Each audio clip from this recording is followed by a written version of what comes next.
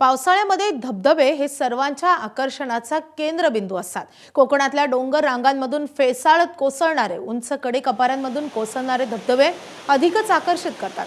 त्यात निसर्ग संपन्न कोकणाचं सौंदर्य पावसाळ्यात अधिकच खुलतं। याच कोकणातून प्रवास करत असताना आडवाटेवर असणारे अनेक छोटे मोठे धबधबे सर्वांच्या आकर्षणाचा केंद्रबिंदू ठरतात। रत्नागिरीतल्या गणपतीपुळे या प्रसिद्ध ठिकाणापासून जवळच असलेल्या निवेंडी या गावातील धबधबा देखील यापैकी एक।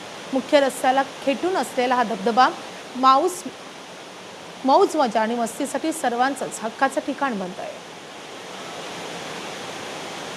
पावसाळ्यात कोकणातले धबधबे आपणा सर्वांना अधिक खुणावतात आणि आडवाटेवरचे किंवा ज्यावेळेला कोकणातल्या अनेक ग्रामीण भागांमधून आपण प्रवास करत असताना आडवाटेवर असलेले किंवा जंगलात असलेले असे काही स्पॉट्स आहेत ज्या ठिकाणी जाणं, एन्जॉय करणं, मजा करणं हा एक वेगळा अनुभव आहे। कारण की गर्दीच्या पासून वेगळं किंवा अलिप्त अशी ही ठिकाणं आहेत आणि त्यापैकी एक म्हणजे निवेंडीचा हा धबधबा।